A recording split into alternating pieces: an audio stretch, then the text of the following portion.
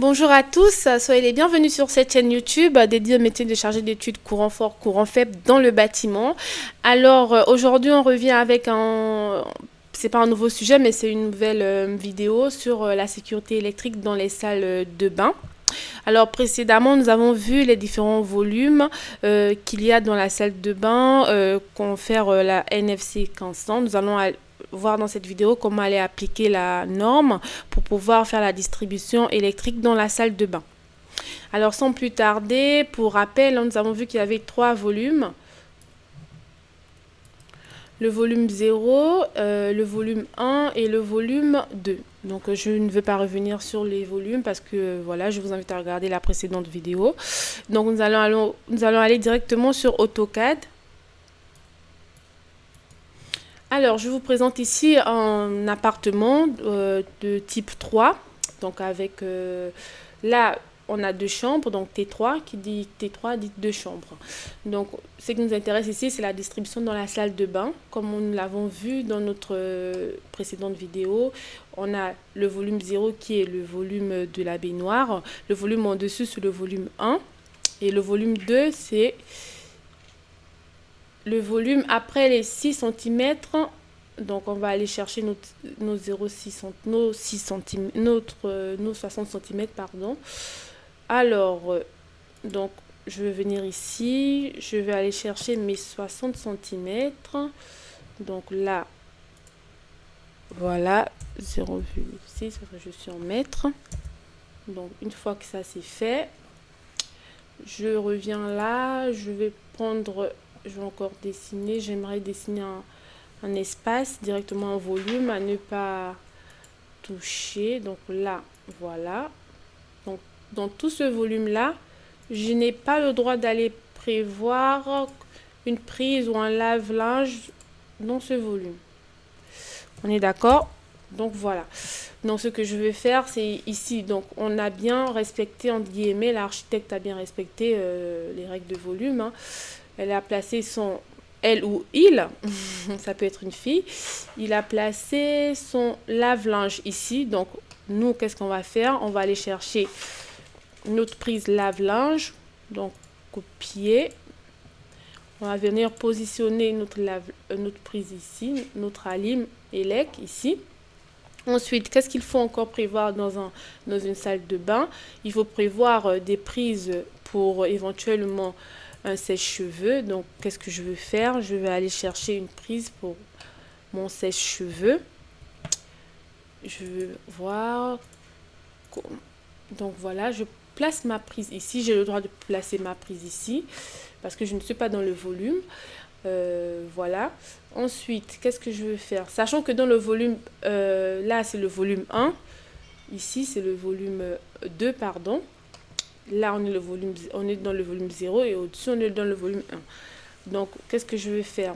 Je ne connais pas, je ne maîtrise pas encore la norme. Je vais directement aller regarder ce que dit la norme.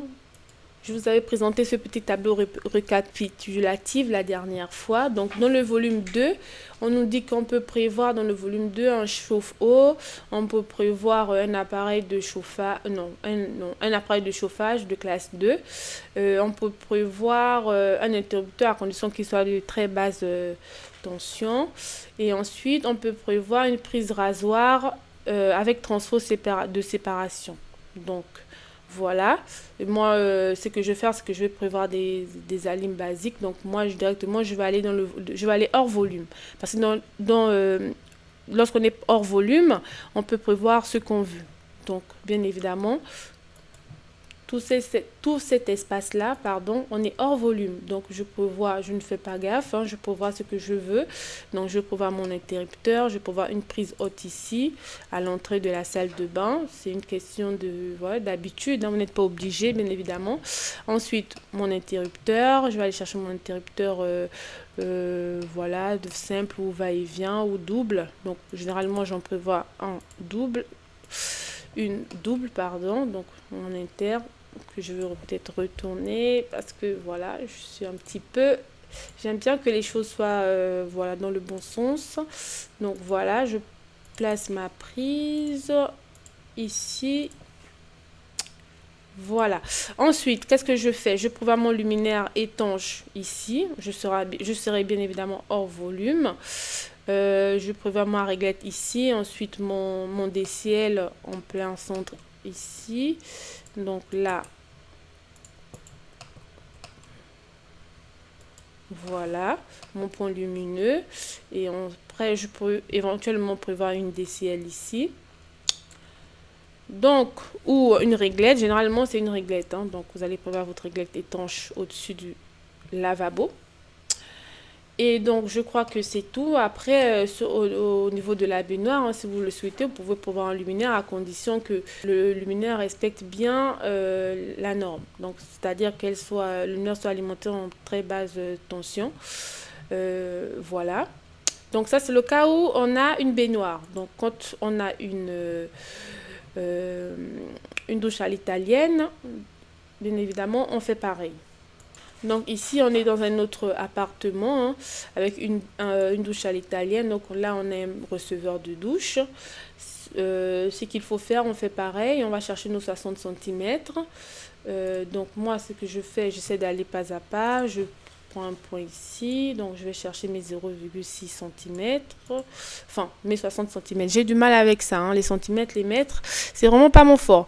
Donc là, je suis en mètres, donc je mets 0,6. Et donc, voilà. Donc, dans ce volume-là, j'essaie de ne pas m'embêter à mettre des appareillages électriques. Je peux venir, pareil, je mets ma prise rasoir ou ma prise sèche-cheveux ici au-dessus. Donc, c'est en haut. Donc là, je prévois ma prise. Ensuite, je prévois une autre prise ici. Je prévois mon point lumineux. Donc, je vais chercher ma DCL, mon DCL, je sais plus. Donc là, je mets mon point lumineux ici. Je ne mettrai pas mon point lumineux là, mais plutôt ici, ok?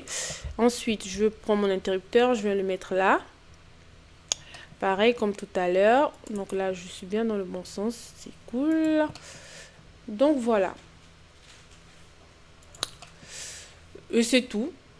Donc vous voyez que c'est pas très compliqué, hein, mais il faut bien respecter ces volumes-là pour ne pas se faire retorquer par le bureau de contrôle voilà, ou qu'on ne soit pas dans les normes. Donc voilà, nous sommes arrivés au terme de cette vidéo. Je vous invite à faire pareil lors de vos projets, hein, lorsque vous êtes dans un projet de logement.